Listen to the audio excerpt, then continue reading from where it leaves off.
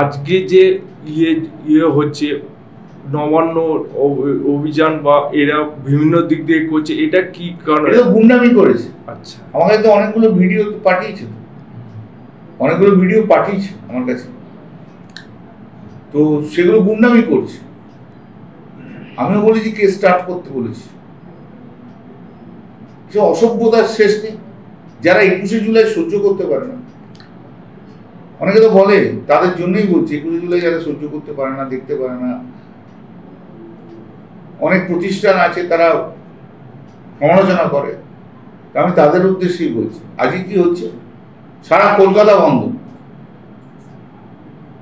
21শে জুলাই তো একটুখানি রুট ছিল, বললো যে খালি, তাও তো প্যাসেজ খালি করে দিয়েছে, আর মাত্র 1000 লোকের জন্য সারা কলকাতা বন্ধ করে দিতে হলো। এরা এত বড় ক্রিমিনাল। এরা আমাকে আমার বাড়ি থেকে কন্যগর রাস্তা 2.5 ঘন্টা টাইম লেগেছে, আজকে 2 hours and 30 minutes। ভাবতে পারো, যেটা 45 মিনিটের রাস্তা, সেই নিবেদিতা সেতু ঘুরে এসেছি। নিবেদিতা সেতুর পরে, নিবেদিতা সেতুর আগে দক্ষিণেশ্বরে আগে অসম্ভব জ্যাম, কারণ সব গাড়ি তো এপাশ দিয়ে বেরোচ্ছে, কলকাতা থেকে সব গাড়ি কিন্তু রাস্তায় এবার বেরোচ্ছে। এটা একটা হলো। হাইকোর্ট তো বলে 21শে জুলাইয়ের জন্য ইয়ে হয়ে যাচ্ছে, গোলমাল হয়ে যাচ্ছে, তাহলে হাইকোর্ট এখন দেখুন আজকে কি হলো। নবান্ন মতো গুরুত্বপূর্ণ জায়গা, নবান্ন শুধু নবান্ন না, সারা কলকাতা তো বন্ধ করে দিতে হয়েছে এই 1000 ক্রিমিনাল যে বাজারে নেমেছে তাদের জন্য। কাদের অনুমতি দিয়েছে হাইকোর্ট সেটাও দেখুন। একটা অভিযোগ উঠছে, বিরোধীরা অভিযোগ করছে যে অভয়ার যে মা, তাকে মারধর করেছে, মাথা সে ঠিক করে যে হয়তো শুভেন্দু অধিকারী নিজেই লোক দিয়ে করে মাথা ফাটিয়ে দিয়েছে। এই ক্ষেত্রেও তো অভয়ের মা তো দিল্লি ঘুরে এলো, সেখানেও সে আমি জানি না, ওসব ফালতু কথা প্রশ্ন করে লাভ নেই। যা আছে কোর্টে হচ্ছে, কোর্ট থেকে পানিশমেন্ট দিয়েছে। সিবিআই তাদের ডেথ পেনাল্টি করাতে পারেনি, ওরাই তো সিবিআই পিছন দৌড়েছিল। এখন বাজে বাজে কথা বললে কি করে হবে?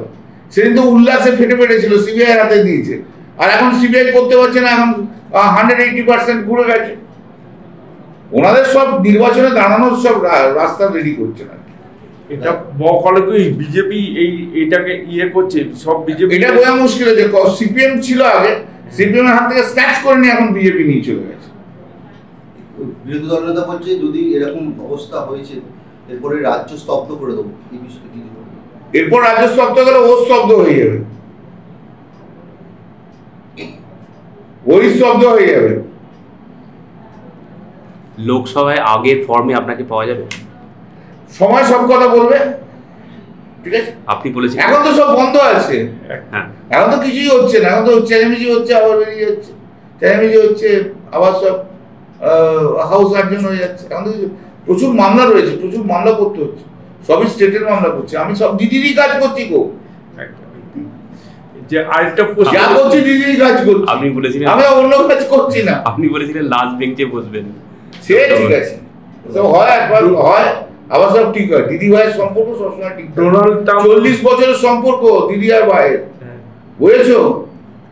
ও তোমরা যতই লাগো আমাকে এই সম্পর্ক নষ্ট করতে পারবে না। তোমাদের সঙ্গে 2-4টে আছে আমাদেরও তৃণমূলে, তোমাদের ওস্কায় আর তোমরা করো, হ্যাঁ, যতই করো ওইসব সাবস্ট্যান্ডার্ড লোকরা পারবে না। 40 বছর ধরে দিদির সঙ্গে আমার সম্পর্ক, ভুলভ্রান্তি তো হতেই পারে আমার, আর দিদি তো ক্ষমা করতেও পারে।